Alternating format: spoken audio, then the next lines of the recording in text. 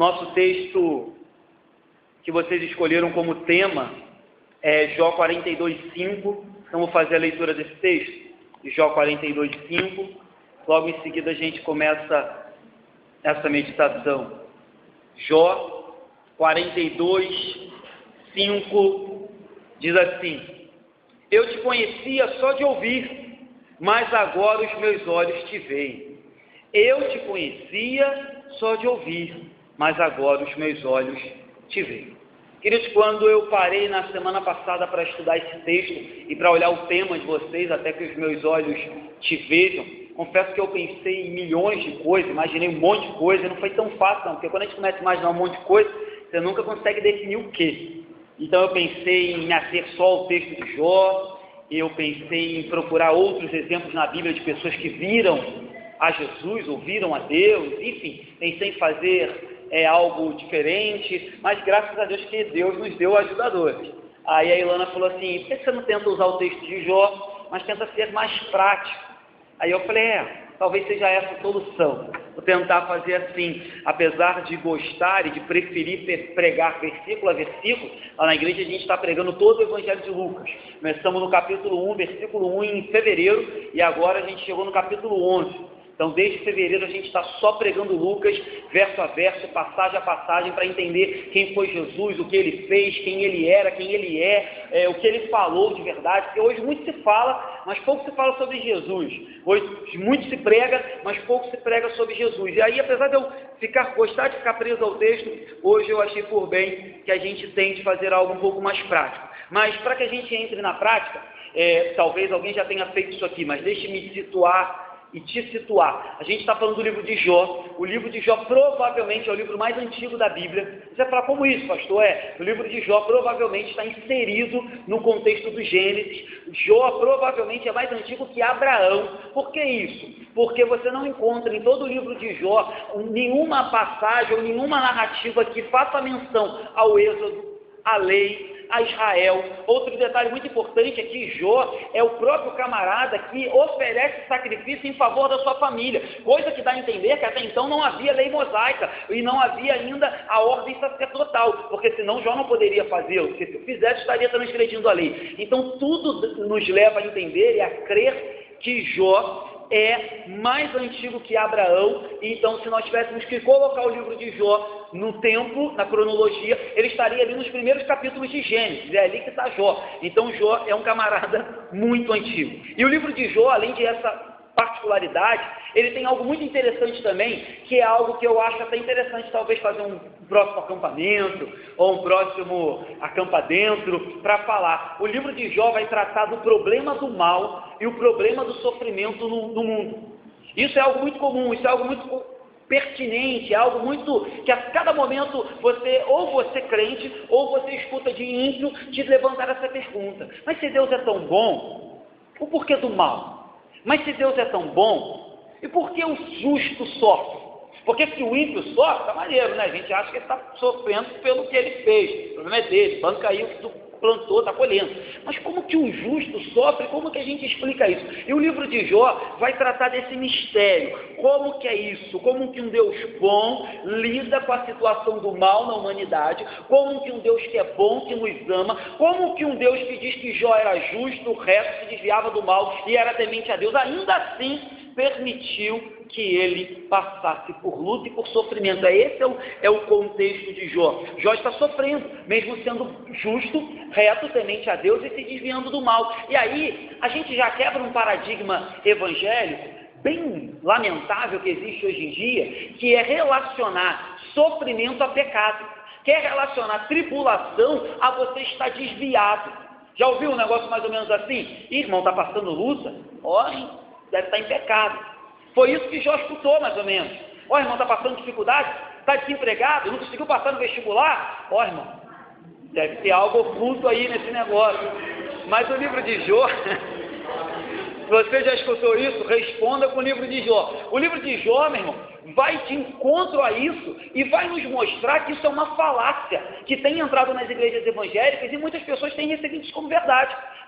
Se fulano está passando problema, se fulano está passando um vento, se fulano está com problema no seu relacionamento, é porque ele está em pecado. Isso é uma grande bobagem. Uma grande bobagem, porque os grandes homens de Deus, os apóstolos, o Filho de Deus passou por dificuldades, por perseguições, por luta, quem dirá nós, meros pecadores, que tentamos imitá-lo a cada dia. Então esse é o contexto. E aí Jó também não tinha por que estar sofrendo a priori. A gente sabe um pouquinho da história, e o mais legal dessa história é que diz o texto que os filhos de Deus se apresentaram diante de Deus e que Satanás veio no bolo para arrumar caô. E de repente, Satanás está quieto. E se você ler, você vai entender mais ou menos isso. É Deus que se é que eu poderia usar essa palavra, é Deus que o provoca. Satanás está quieto. Deus fala assim: e aí, tu estava por onde? Aí ele fala: eu estava andando aí pela terra, estava vagando por aí. Aí Deus fala: e aí? E o meu servo Jó? É Deus que puxa o assunto, é Deus que joga na cara. Se a gente pudesse trazer para o popular, fala aí: não tem ninguém igual a ele não. Reto, justo, se desvia do mal e temente a Deus. E aí começa, no popular, a treta, porque ele fala: ah, não, deixa eu ir lá tirar tudo dele para ver se ele te ama mesmo, deixa eu ir lá tirar tudo dele mesmo para ver se ele te abençoa. E Jó não sabe de nada do que está acontecendo no céu, não sabe nada desse embate que está rolando, se é que eu posso chamar de embate também, porque quando eu falo embate, dá a entender que Satanás tem uma força proporcional a Deus. Isso não existe. Sabe aquelas imagens que você fica compartilhando na internet, dando amém? Que Jesus está fazendo queda de braço de Satanás? Isso é a maior mentira do universo. Maior mentira. Martim Lutero dizia que Satanás é o cão de Deus. Ele está na coleira. Quando Deus permite, Deus dá corda. Solta um pouquinho a coleira e ele dá uns corre na gente para a gente aprender e tomar as mordidas. Mas fora isso, Deus, quando Deus quer, Deus puxa a coleira, manda ele sentar, ele senta e fica. Ele é o cão de Deus. Então, quando eu falo que estava rolando um embate, não tente ou não confunda o que eu estou querendo dizer, que Satanás estava a pé de igualdade com Deus. Não era isso. Mas o que eu estou querendo mostrar é que Jó não tem nada a ver com essa parada. Está lá de boa, sendo reto, justo, íntegro, fazendo sacrifício até pelos seus filhos, que ele não havia necessidade de fazê-lo.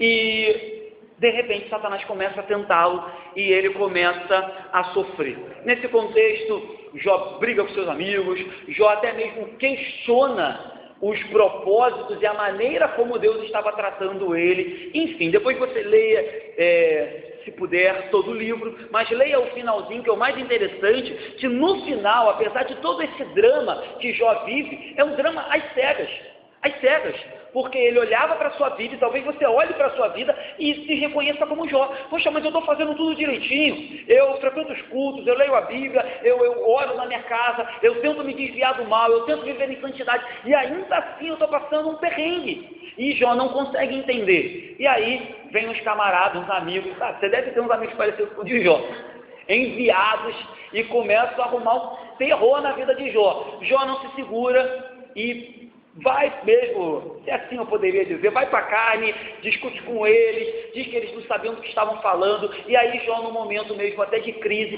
questiona a maneira que Deus lidava com ele, o que estava acontecendo com ele. Sem citar a mulher de Jó, não vou entrar nesse mérito que a maioria é mulher, não posso apanhar aqui, mas sem citar a mulher de Jó, que ainda também tem um papel complicado na situação. Lembro que há pouco tempo, Mateus, que está ali lá da igreja, a gente conversava sobre a questão da mulher de Jó. Mas voltando para cá, o final, claro, tudo acontece de forma soberana, bela. O texto termina com esse versículo, ou melhor, o capítulo 42, que é o último que a gente está como tema, ele termina com Jó perplexo, ele termina com Jó arrependido, ele termina com Jó extremamente envergonhado mesmo do que ele tinha falado, de como ele tinha se portado, do que ele tinha pensado acerca de Deus, e ele termina dizendo: olha, Senhor, é verdade, eu sou miserável, não consigo compreender a tua soberania, a tua grandeza, mas eu me submeto a ela. O texto termina dizendo, Jó falando: olha,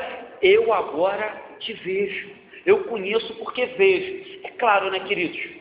Talvez eu nem precisaria falar isso aqui, que quando o texto diz que Jó viu a Deus, Jó não viu Deus literalmente, mas você entende que para um camarada que estava em crise, Jó termina o seu livro, Jó termina a sua narrativa de Jó, dizendo que Jó reconheceu a soberania, o poder e a sabedoria de Deus. Então entenda, para alguém que está cego, passando por uma luta, por uma tempestade, conseguir visualizar diante dessa luta que Deus é soberano, que Deus é poderoso e que Ele é sábio em todas as decisões que Ele toma, é um comparativo, ou é o mesmo que dizer que Jó conseguiu ver no meio do seu problema Deus, não que ele tenha visto Deus face a face. É até legal falar isso. Lá na igreja também, há pouco tempo, os jovens vieram com louvor, e o louvor dizia, então me leva à sala do trono, quero ver tua face, Deus. Eu falei, olha, vocês podem cantar, mas entendam uma coisa, entendam que o pedido que vocês estão fazendo só se consegue de duas maneiras, ou morrendo, ou Jesus voltando para buscar a sua igreja. Então cante, mas cante falando para Jesus, olha, eu estou me colocando no teu tempo, na tua condição, não pede esse negócio assim não, quero ver tua face, quero ir à sala do trono, se Deus escuta e fala, amém, seja feita a tua vontade, ó, é bom, é céu na hora. Aí tu fala, que isso, Jesus? Ah, tu cantou, quero ver tua face, quero ver a sala do trono, te chamei, morreu. Eu costumo dizer na igreja que a morte para o crente é o Uber que leva para o céu, porque crente não tem medo de morte, não é verdade? Por mais que a gente não procure a morte, por mais que a gente não fique tentando a Deus, a morte é só o veículo que não vai nos levar de volta para casa. Então a morte é o Uber que vai nos levar para casa. Para outros, esse Uber pega a rota errada e para num lugar bem complicado. Mas para a gente que é crente, o Uber tem destino certo, a glória, as moradas celestiais. Então, meus irmãos, esse é o contexto do texto que a gente está meditando. Então, feito essa citação de Jó, eu queria te chamar a olhar para essas qualidades na vida de Jó que a Bíblia cita, e que eu já fiz menção também, mas eu quero olhar uma a uma brevemente, e aí a gente vai meditar e depois tentar aplicar isso na nossa vida. Algumas qualidades são mencionadas no livro de Jó, e eu já citei elas. O texto começa dizendo que Jó era um homem reto, íntegro, temente a Deus, que se desviava do mal. Até então, beleza, não sei quem está escrevendo, a autoria é indefinida, não é o próprio Jó que escreve. Mas o mais surpreendente é que quando chega no versículo 8, aquilo que o autor da carta de Jó, do livro de Jó, escreveu, é confirmado pela boca do próprio Deus. Isso que é mais assustador, porque uma coisa é alguém chegar aqui na frente e falar, não, sou pastor da igreja presbiteriana de Magé, ele é um homem reto, ele é um homem íntegro, beleza, é a imagem que a igreja tem do seu pastor, isso é muito bom, mas o que surpreende é Deus confirmar com as mesmas palavras, e Deus acrescenta uma qualidade que até então a gente não tinha no versículo 1, eu vou falar dela. Vamos lá. Primeira qualidade é íntegro, e aí, queridos, de forma breve, ser íntegro é a qualidade de alguém que não sofreu alteração, é alguém que não foi deformado, é alguém que mantém a sua integridade, mantém a sua forma. É claro que a nossa forma, e aí eu estou remetendo a você, pós o encontro com Jesus, porque antes de Jesus você era igual à terra, sem forma e vazia, antes de Deus criá-la e formá-la à sua beleza. Então, integridade quer dizer isso, aquele que não sofreu alteração, aquele que é honesto. Então, integridade está muito relacionado à honestidade. E aí, eu não vou ter tempo para fazer todas as aplicações possíveis, mas você comece a meditar e a se perguntar como hoje, no mundo em que vivemos, ser íntegro, ser sem alteração e ser honesto na sociedade em que estamos inseridos, no colégio em que estudamos, na faculdade em que cursamos, ou quem sabe até no trabalho. Como ser? Começa a fazer esse tipo de pergunta e mais na frente eu vou voltar a ela. Segunda qualidade que é destacado de Jó é que ele era reto. E reto é uma pessoa de caráter, uma pessoa que é reta, uma pessoa que não se inclina, que não se dobra dependendo de onde ela está, sabe? Tem esse tipo de como é que eu vou falar, de ilustração na internet. Ele não é aquele crente que ele pega gosto dependendo do lugar que ele está, ele não é aquele crente que vai com as outras, ele não é aquele crente que se deixa levar por qualquer discurso ideológico ou por qualquer filosofia que é contrária à Bíblia. Ele é reto, ele é um camarada que é a favor do que é certo, ele é uma pessoa que é a favor daquilo que a lei diz que deve ser. Então ele é reto. Essa é eu poderia dizer, um entendimento de retidão que Jó era. Terceira qualidade que Jó tinha, ele era temente a Deus. E aí também eu poderia aqui fazer milhares de aplicações, mas eu só queria lembrar que a Bíblia diz que o temor do Senhor É o princípio de toda a sabedoria. E aí você começa a se perguntar, e eu também me perguntei isso quando escrevia, o quão difícil tem sido encontrar pessoas que são tementes a Deus. As pessoas temem a tudo. Uns temem a polícia, outros temem a falta de emprego, outros têm medo da Dilma, outros têm medo do Temer. As pessoas temem a tudo. Mas dificilmente você vai encontrar pessoas que temem verdadeiramente a Deus, que reconhecem Jesus ou o Senhor Todo-Poderoso, Deus, como alguém santo, como alguém justo, Senhor e governador das suas vidas. As pessoas têm um tratar ou um lidar com Deus, mais assim, como se Deus fosse mais Papai Noel do que Deus, sabe? Como se Deus fosse mais o gênio da lâmpada mágica do que Deus. Esse é o tratar que as pessoas têm com Deus. Logo, do Papai Noel você não teme. Quem tem medo do Papai Noel? Ninguém. Né? Quem acredita nele? Ninguém. Né? Não é verdade? Então, se você não teme Papai Noel e você acha que Deus é um grande velhinho de barba branca que te dá presente, você vai passar a não temer a Deus também. Se você acha que Deus é um gênio da lâmpada mágica que você esfrega e toda vez que você está precisando de um problema ou de uma bênção, você esfrega e ele te dá três pedidos, você passa a não temer a Deus.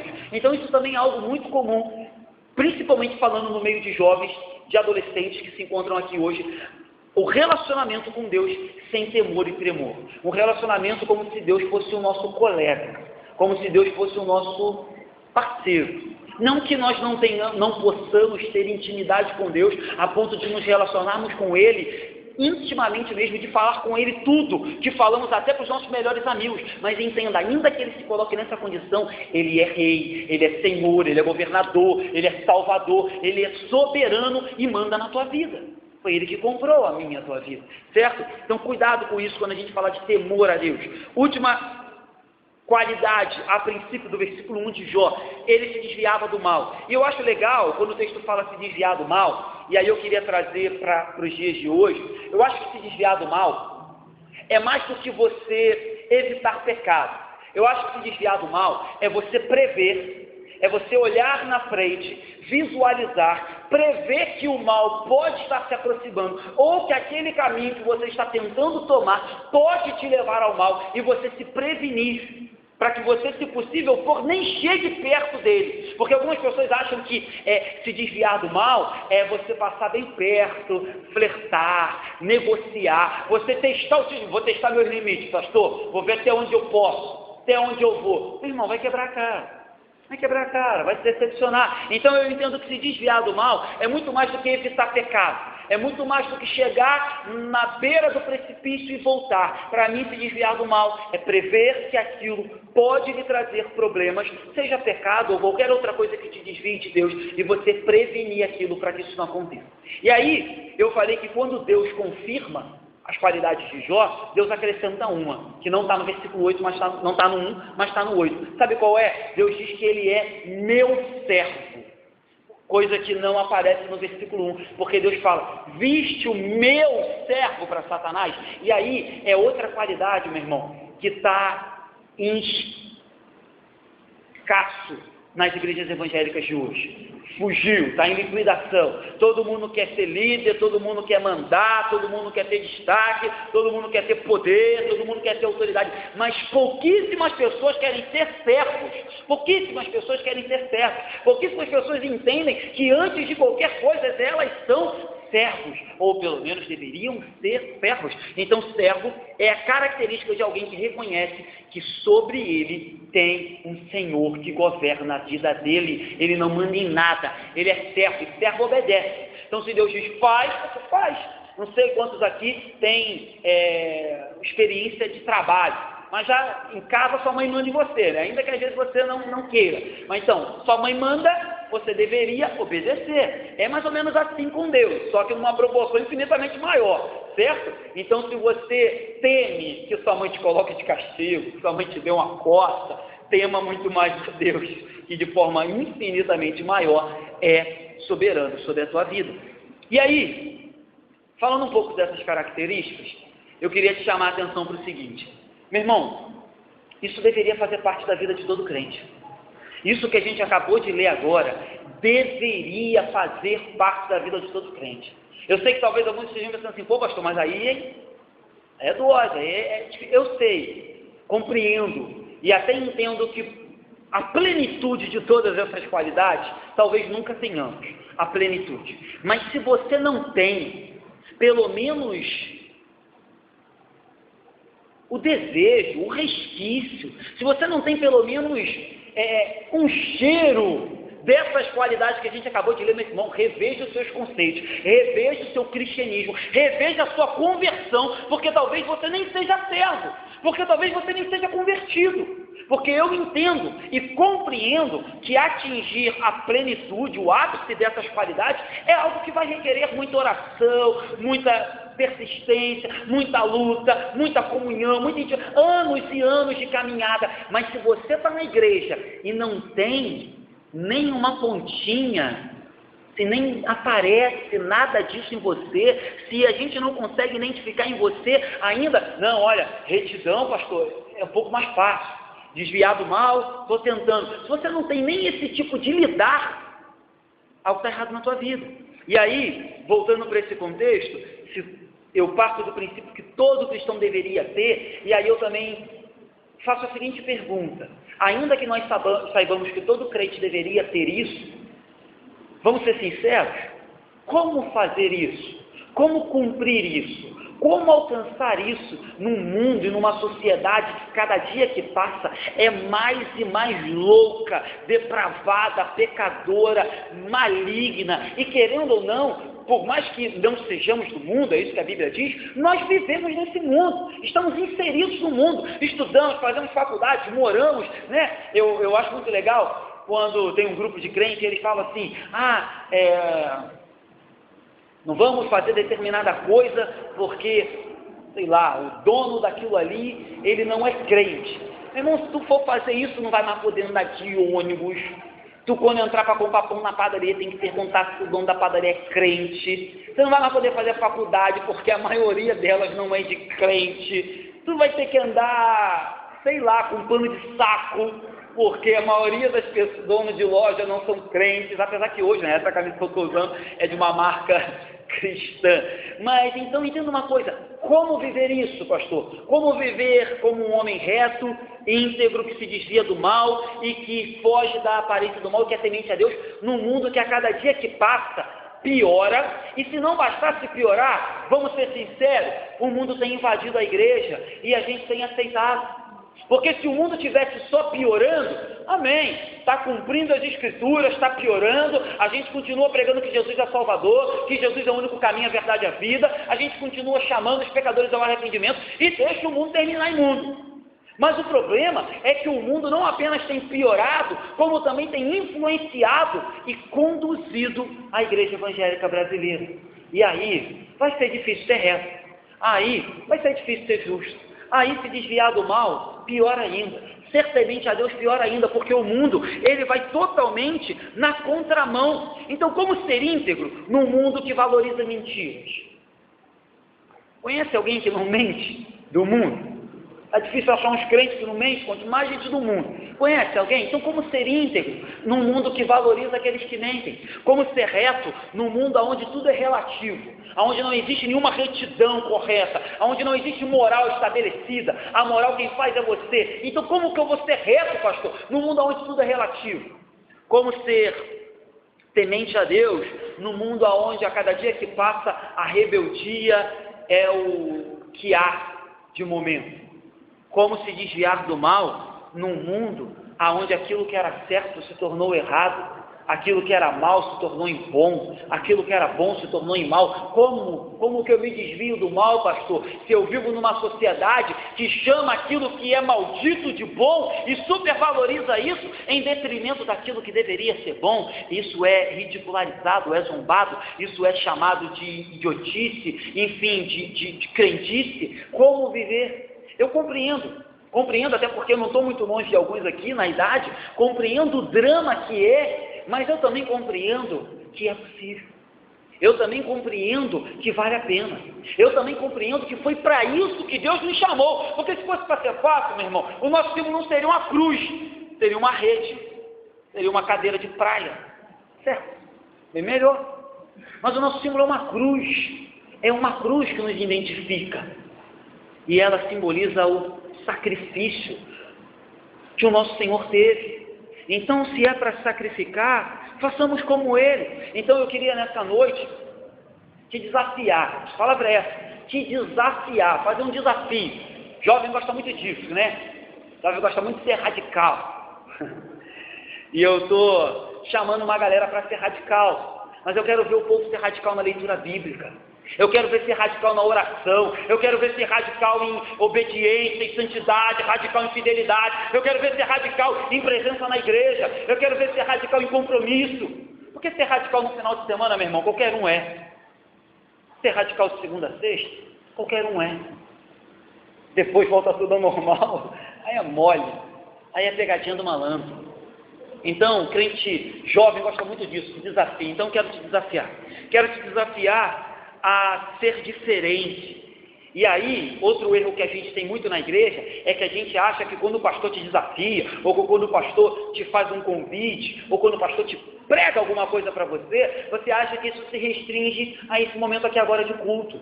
Mas eu quero te desafiar a entender que tudo que a gente ouve, escuta e aprende acerca de Deus, meu irmão, não se restringe a esse momento de culto. Isso tem que sair dessas portas e nos acompanhar lá fora. É porque lá fora é onde verdadeiramente vai ser exigido de mim e de você ter as virtudes e as qualidades que Deus falou que Jó tinha. Aqui dentro é mole. Aqui dentro é até fácil manter um nível de virtude e de qualidade que Jó tinha, mas lá fora é o momento onde você mais vai ser exigido. Contudo, a gente tem entendido, muitas das vezes, de forma errada, que o culto ou que as virtudes que Deus requer da gente é só para usar aqui na igreja, é só para usar a partir de 7 horas da noite, às 7h30, não sei que hora começa o culto, e quando o culto acaba, volta tudo ao normal, game over. A gente tira a roupa de crente, a gente tira a fantasia de crente e volta a viver de forma comum. Não é assim, meu irmão. Então eu quero te desafiar a ser íntegro, ao invés de trapacear. E aí você aplica na sua vida, integridade. Eu dou muito o meu exemplo. Eu até o quarto, eu sou formado em Direito e também, né, em Teologia. E até o meu quarto, quinto período de Direito eu colhei muito. E eu já era crente. Não era pastor ainda, mas já era crente.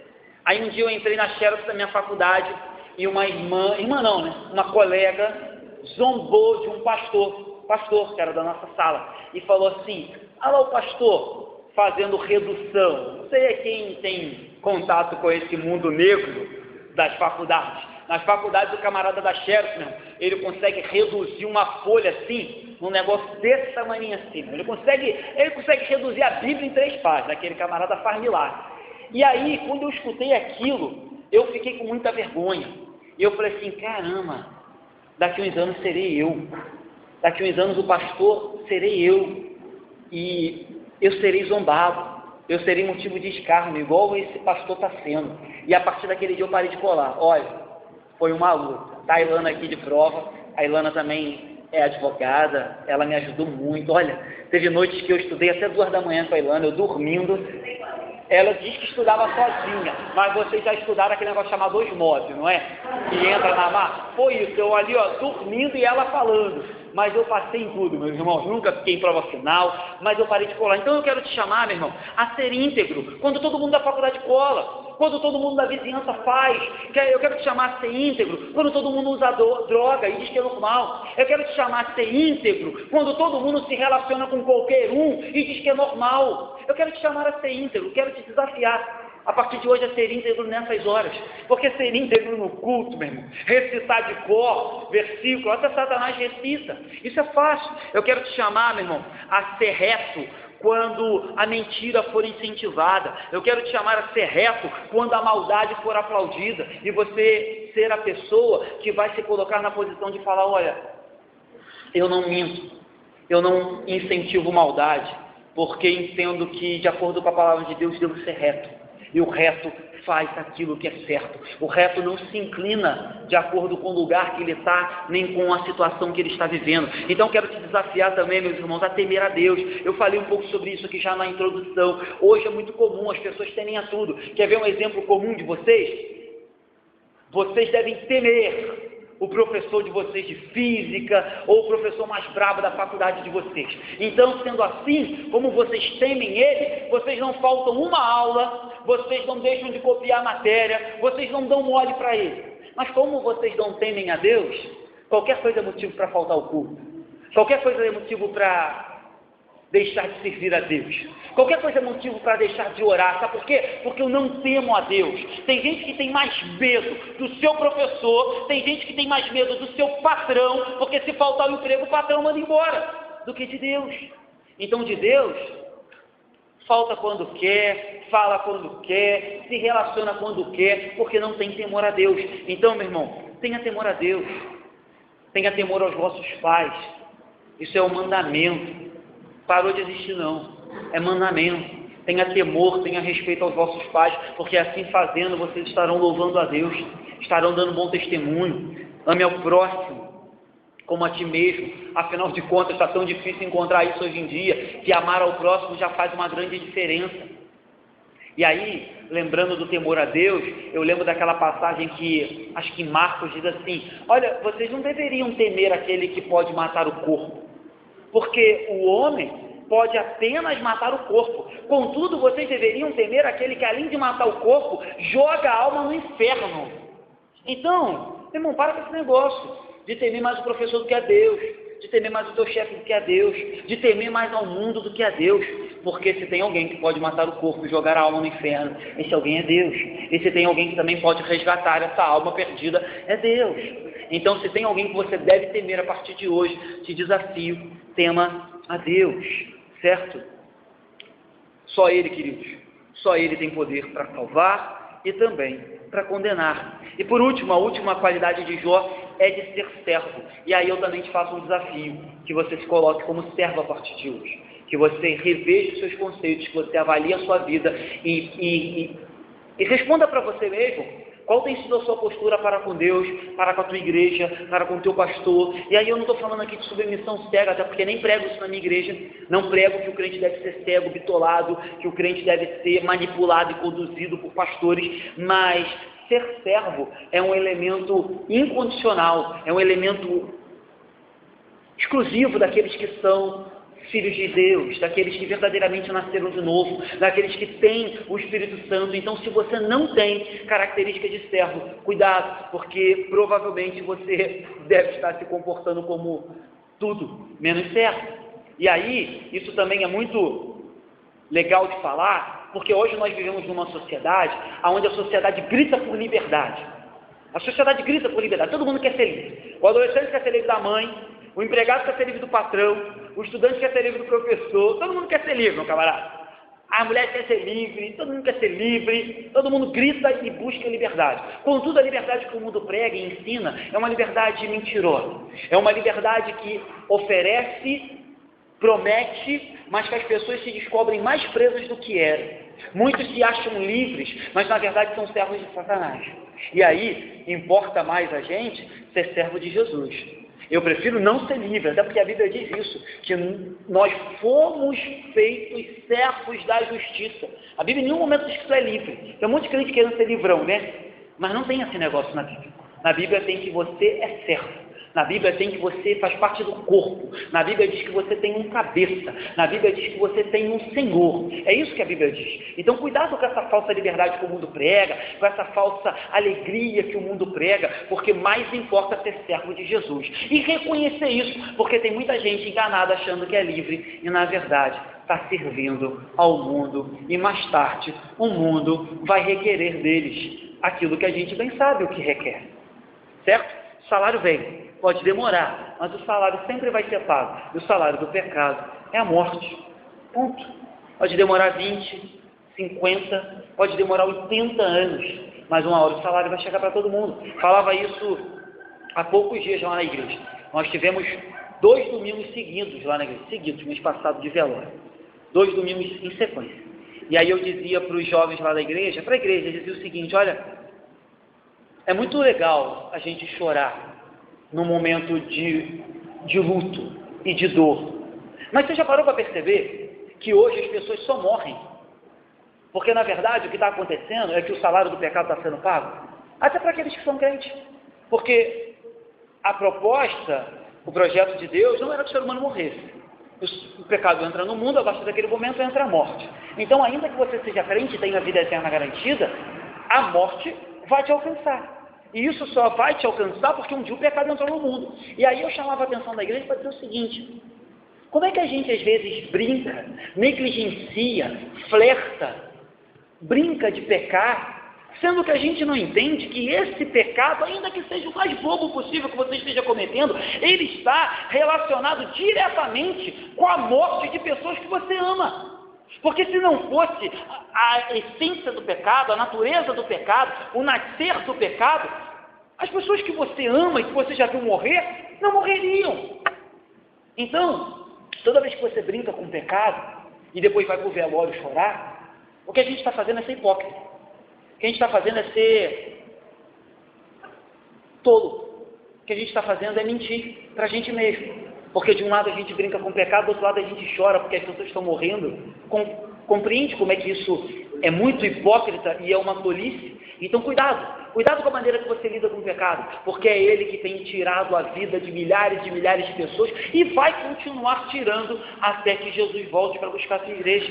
Então, não brinque com o pecado. Então, meus irmãos, voltando para cá para a gente terminar, muitas orientações eu poderia te dar, muitos conselhos para você vencer ou para você conquistar esses desafios que eu te dei. Ser reto, justo, íntegro, se desviar do mal, ser temente a Deus. Mas eu quero te dar apenas um que eu entendo ser primordial. Você lembra que o texto diz que Jó termina dizendo assim: eu te conhecia só de ouvir, agora os meus olhos te veem, ou eu te vejo.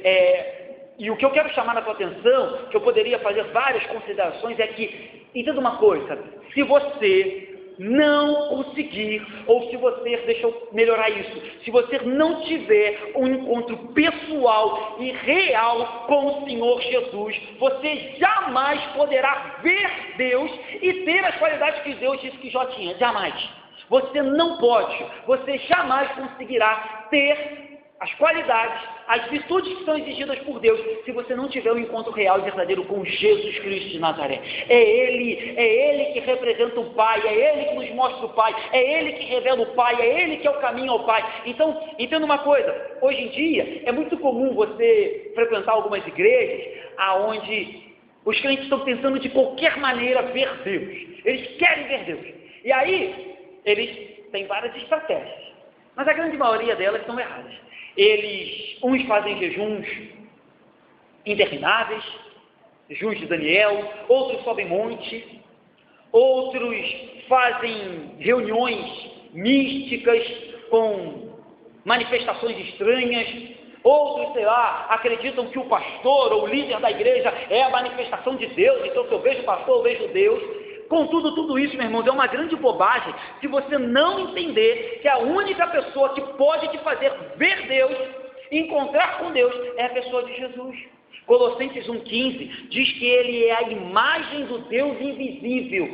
Ele é a imagem. Quer ver um outro texto que eu fico maravilhado? É João 14,9. Filipe chega para Jesus e fala assim: mestre, só um negocinho, último pedido, último, faço mais, prometo, esse é o último. Aí Jesus fala aí, Filipe, só uma coisa, mostra-nos o Pai, e isso basta. O que Filipe estava dizendo: eu quero ver Deus, eu preciso ver Deus. O desejo dele, queridos, o pedido dele é até legítimo, é até sincero: eu quero ver Deus, eu quero ver Jesus, e se eu ver Deus, isso vai bastar, eu vou ficar muito satisfeito. E aí Jesus fala: olha, Filipe, tu está comigo esse tempo todo e não percebeu que quem vê a mim, vê o Pai? Ou seja, Ele é aquilo mais belo, mais próximo, mais real, mais palpável que você vai poder ver e chegar perto de Deus. Ele é. E aí, tem tanta gente procurando tanta coisa e deixando Ele de lado, quando que você não vai encontrar Deus em lugar nenhum. É bom vir no culto, pastor? É bom fazer parte de uma igreja? É bom orar, louvar, ler a Bíblia? Mas se você não entender que só o Cristo, verbo encarnado, pode te revelar ao Pai, você vai ficar a vida toda numa religiosidade miserável. No final da sua vida vai dizer que não encontrou Deus, que não viu Deus, esperando Deus aparecer, esperando um anjo aparecer, esperando um negócio, uma fumaça, uma coluna de fogo, e talvez nunca aconteça. Porque você não entendeu que você precisava ver Jesus. Você precisava encontrar com Jesus. Você precisava dele. Então, meus irmãos, que esse seja o desejo desse grupo a partir de hoje, não a partir de hoje, mas já que esse é o tema que vocês se propuseram a ter nesse feriado, que a partir de hoje vocês entendam que para ver Deus, vocês precisam a cada dia buscar ver Cristo em tudo. E quando eu falo tudo, é tudo, sabe por quê, meu irmão? Jó conseguiu ver Deus, claro, depois de apanhar bastante, mas Jó conseguiu ver Deus no meio do sofrimento. E às vezes a gente acha que só consegue ver Jesus, ou só consegue ver Deus quando a nossa vida está maneirona. Então eu quero te desafiar a ver Jesus, como eu falei no início, quando a aprovação não chega. Eu quero te desafiar a ver Jesus quando você está naquela crise de adolescente, sabe? De relacionamento. Para adolescente, meu irmão, eu sei como é que eu já fui. O primeiro relacionamento é o relacionamento da vida. Vou morrer com você, vou ficar velhinho com você. E a gente bem sabe, pela experiência daqueles que já passaram por isso, que na maioria das vezes isso não se realiza. Então, talvez você esteja vivendo essa crise. Eu quero te convidar a ver Jesus nessa crise. Talvez você esteja vivendo um problema de conflito dentro de casa, com os teus pais, que eu sei que também não é fácil o relacionamento entre jovem, adolescente e pai. Eu quero te convidar a ver Jesus nesse conflito. E não só ver Jesus, a olhar para você e falar, eu tenho que me portar como crente, eu tenho que me portar como servo, eu tenho que me portar como as virtudes que Deus falou que Jó tinha. Aí eu quero ver você se portar. Porque se portar com as virtudes de Jó, quando tudo estiver bom, ver Jesus com aquela namorada linda que você estava orando para chegar, com aquele namorado lindo que você estava orando para chegar, é mole. Olha, obra de Deus na minha vida, pastor. Mas eu quero ver dizer obra de Deus na minha vida, pastor, quando essa mesma namorada que você achava que era a última bolacha do pacote, foi embora. Certo? Queridos, então, nesse contexto de sofrimento, foi aí que Jó... Eu não estou dizendo aqui que isso seja uma regra e que vocês só vão encontrar com Deus ou com Jesus no sofrimento. Mas se esse for o meio pelo qual Deus escolheu fazer com que você tenha uma intimidade maior com Ele, viva esse momento. Sabe, o sofrimento ocorre dentro da vontade de Deus. E Ele dispensa aos seus escolhidos de como e da forma que Ele quer, quando Ele quer. Não pense que estar sofrendo é estar na contramão de Deus. Deus tem propósitos. Mas esses propósitos, na sua grande parte, estão ocultos, como estava oculto de Jó, e ele só foi entender lá na frente. A própria Bíblia nos diz que hoje nós não entendemos o que Deus faz, contudo lá na frente entenderemos e veremos o que Ele quer com o que estamos passando. Então, não rejeite nada que vem de Deus. Para terminar, eu quero fazer 4 aplicações rápidas.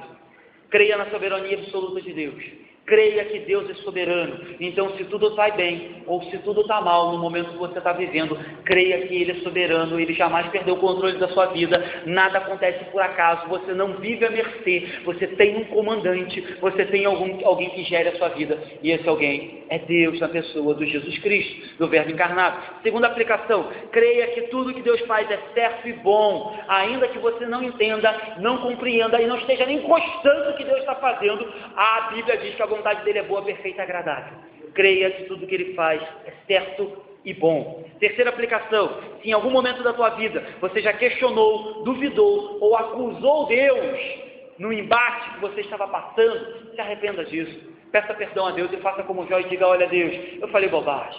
Eu falei do que não sabia. Eu falei porque eu só estava olhando com os meus olhos carnais. E com meus olhos carnais eu só consigo ver até ali na frente. Mas o Senhor vê aonde os meus olhos não podem ver. O Senhor conhece o que eu não conheço. O Senhor tem todos os meus dias escritos e nada pode frustrar os seus planos. Então, se em algum momento eu já fiz isso, provavelmente você já fez. Duvidou, criticou ou questionou os planos de Deus. Se arrependa e creia. Creia que Ele é fiel e justo e que Ele sabe que o final das coisas será incomparavelmente melhor. E para terminar, esteja satisfeito com tudo aquilo que Deus nos tem dado.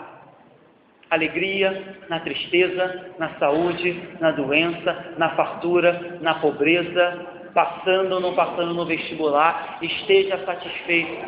Esteja satisfeito. Certo, irmãos? A satisfação é algo que supera os momentos. Isso é muito importante que vocês tenham bem memorizado na vida de vocês. Porque se a satisfação de vocês estiver baseada naquilo que você vive, Dependendo do momento, você estará satisfeito. Dependendo do momento, você estará extremamente insatisfeito. Mas se a sua satisfação estiver no sacrifício que ele fez na cruz, há mais de 2000 anos atrás, e na salvação que é garantida, porque ele diz que da minha mão ninguém os arrebata, você estará satisfeito, independente do que o mundo tem reservado para vocês. O que o amanhã reserva, não sei. Aonde o barco dessa vida vai me levar, não sei, mas eu sei que o meu Redentor vive e que aquele que conduz o meu navio é o Senhor e Salvador Jesus Cristo. Ele não me prometeu uma travessia tranquila, mas ele me prometeu que eu chegaria lá. Eu chegaria lá, ainda que as ondas se levantem, ainda que os desertos se apresentem diante de ti. Ele prometeu que nós chegaríamos lá. Amém? Que Deus te abençoe e que até lá, até que os nossos olhos o vejam verdadeiramente, nós possamos viver aqui, vendo Jesus em todas as coisas. Amém?